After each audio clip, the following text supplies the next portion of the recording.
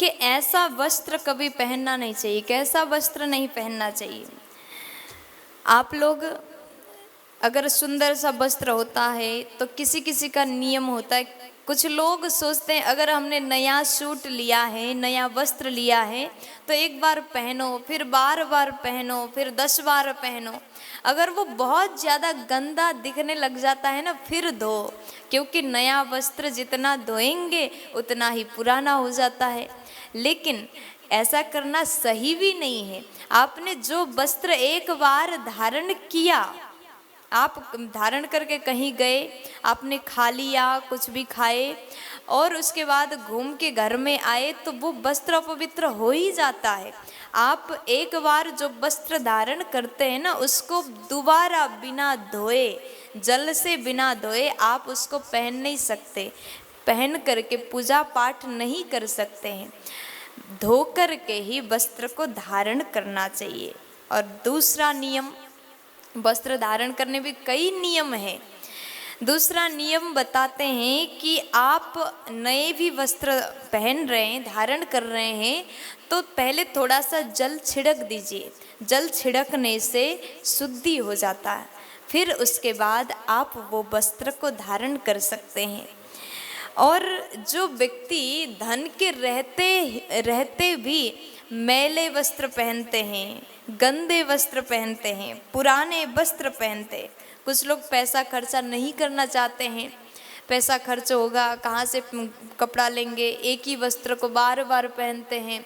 मैला वस्त्र, गंदा वस्त्र, फटा हुआ वस्त्र, पैसा की रहते, धन की रहते कभी ये कंजूसी नहीं करनी चाहिए।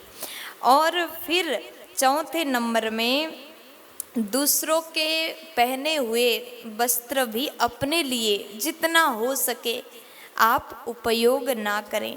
दूसरे ने अगर वस्त्र पहना है तो उसको मांग करके, कई बार मैंने ऐसा भी सुना है कि कुछ माताएं होती है ना, अगर पड़ोसी की साड़ी अच्छी लगी तो जा कर के कहते हैं अरे तुम्हारी साड़ी कितनी अच्छी है, कल के लिए मुझे दे देना, मुझे वहाँ जाना है, मंदिर जाना है, मायके जाना है, तुम्हारे वाले साड़ी पहन के जाते हो, शादियों में जाना है।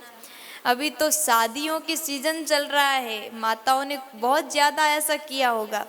कभी भी चाहे कुछ भी हो जाए, दूसरे का वस्त्र मांग के मत पहनना। दूसरों ने अगर पहना है तो वो अपने लिए सही नहीं है। मांग के दूसरों का वस्त्र जितना हो सके आप उपयोग ना करने की कोशिश करिएगा। और काले रंग के वस्त्र ये मंगलकारी नहीं है। काले कलर के वस्त्र धारण करना उत्तम नहीं है। जितना हो सके आप सुंदर सुंदर वस्त्र तो पहनो, लेकिन हो सके तो काले वस्त्र ना पहनने के नियम बनाइएगा। और फिर कहते हैं हम बाथरूम जाते हैं। अभी कुछ दिन पहले एक बहन मुझे सवाल कर रही थी कि क्या बाथरूम से आने के बाद स्नान करना पड़ता है? करना पड़ता है। अगर आप शौच क्रिया करके आते हैं तो आप नियम बनाइए, जिस वस्त्र को धारण करके हम बाथरूम जाते हैं वो वस्त्र को दोबारा ना पहने, उसके लिए एक अलग वस्त्र रख लीजिए। स्नान पॉसिबल है तो स्नान करके अन्य कार्य करिएगा। अगर हम छोटे छोटे नियम को भी अपने जीवन में अपनाते हैं तो यही छोटा नियम बहुत बड़ा फर्क हमें स्वयं को नजर आएगा, हम स्वयं अनुभव कर सकेंगे। सब्सक्राइब करें हमारे YouTube चैनल देवी प्रतिभा जी को और श्रवण करें भागवत कथा की महिमा का। साथ ही बेल आइकन को दबाना ना भूलें।